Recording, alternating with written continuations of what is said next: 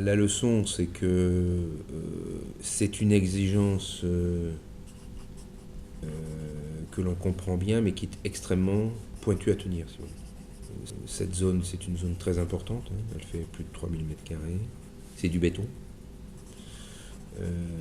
Et donc, ça nécessite finalement des contrôles accrus que l'on avait peut-être insuffisamment mis en œuvre dans les années précédentes.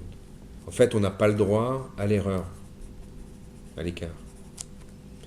Et on se rend compte que dans le génie civil, l'étanchéité totale dans le génie civil, c'est quelque chose qui n'est pas culturellement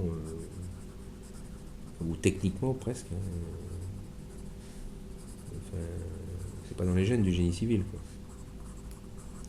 Donc il faut mettre en place des contrôles et des parades et des réparations qui soient nettement plus exigeantes que celles qu'on pourrait avoir dans le génie civil standard.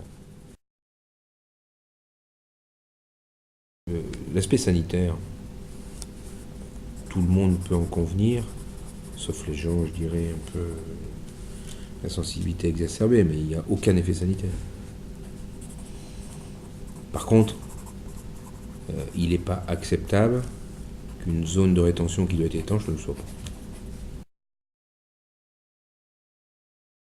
Oui, mais ça c'est bon. Après, ça c'est le côté passionnel, hein, qui. Après, on peut prendre un côté technique, je dirais, totalement désincarné. Puis après, il y a le côté passionnel.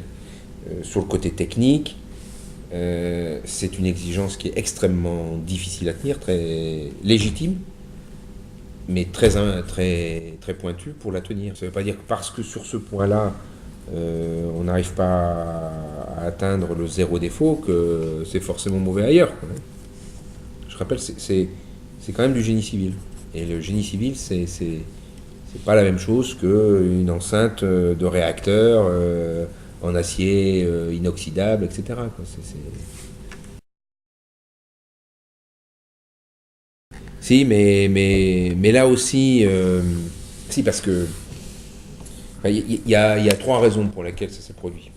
Un système de traçage. Vous savez, c'est des fils électriques qui chauffent et qui sont autour de la tuyauterie.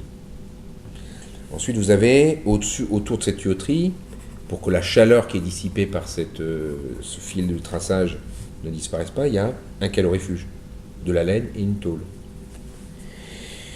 Et la troisième chose, cette tuyauterie est en composite, c'est pas du métal. Et vous avez là les trois origines de la défaillance. 1. La puissance électrique était insuffisante sur une durée aussi longue de froid à moins 15 degrés. 2. La tuyauterie composite, c'est pas comme le métal, elle n'est pas conductrice. Donc vous avez du mal à faire passer les calories de votre fil électrique à l'eau.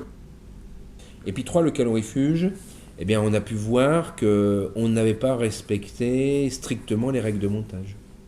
C'est-à-dire qu'il y avait des endroits où il y avait un petit jour entre les tôles. Et donc vous avez des ponts thermiques. Et donc vous réduisiez l'efficacité de ce traçage électrique. Dire que c'est normal, je ne peux pas vous dire oui que c'est normal. Dire on avait des parades, oui, puisque finalement il n'y a eu aucun rejet dans l'environnement et il n'y a pas eu de dégradation. On a pris les précautions qu'il fallait.